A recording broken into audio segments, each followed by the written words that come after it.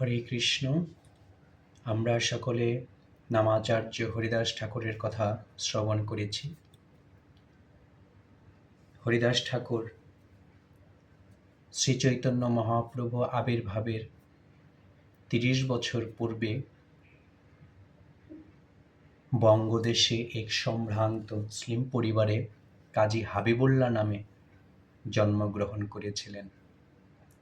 শৈশব থেকেই তিনি অনেক সুদর্শন ছিলেন এবং পরিবারের সকলে তাকে অনেক স্নেহ করতেন।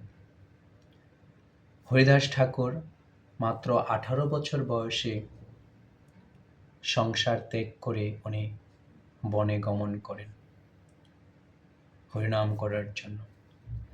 এবং বনে যখন উনি হরিনাম কীর্তন করতেন, হরিবোল হরিবোল বলে অনবরত শ্রবণ করতেন, তার মধুর ধারায় তার মুখ থেকে অমৃতের ন্যায় হরিনাম প্রবাহিত হতে লাগলো।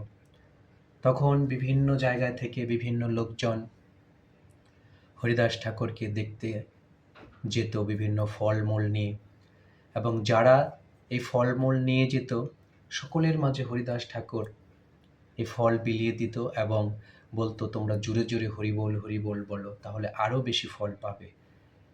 এই রকমভাবে শিশুদের মধ্যে একটা প্রতিযোগিতা হতো। যখন তার কথা এরকম বিভিন্ন দিকে ছড়িয়ে পড়ল, তখনকার এক নাস্তিক জমিদার, তার নাম ছিল রামচন্দ্র শেখ, তিনি তাকে হরিদাস ঠাকুরের সাধনায় বিঘ্ন ঘটানোর জন্য, হরিনাম থেকে তাকে সরিয়ে আনার জন্য হীরা নামক এক পতিতাকে তার কাছে প্রেরণ করলেন, যাতে সে প্রলোভন দেখিয়ে হরিদাস ঠাকুরকে তার সাধনায় বিঘ্ন ঘটায়।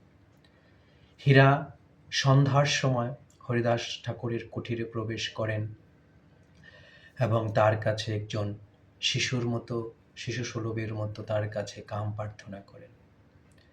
হরিদাস ঠাকুর বললেন যে আমার যে প্রতিদিন নাম, যে আমি যে 3 লক্ষ নাম জপ করি সেটা এখনো পূর্ণ হয়নি, আগে আমি 3 লক্ষ নাম জপ করি, তারপরে তোমার সাথে কথা হবে, তুমি ধৈর্য ধরে এখানে বসো।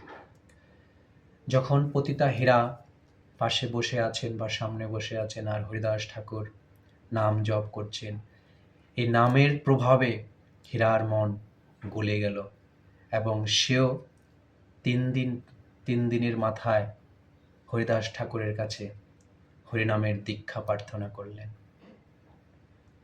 তখন হরিদাস ঠাকুর তাকে দীক্ষায় দীক্ষিত করলেন এবং সেই পতিতা হীরা মহাবৈষ্ণবীতে পরিণত হলো।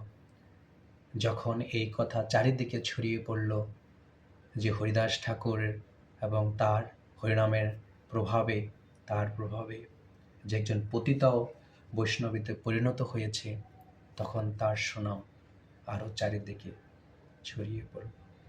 হরে কৃষ্ণ।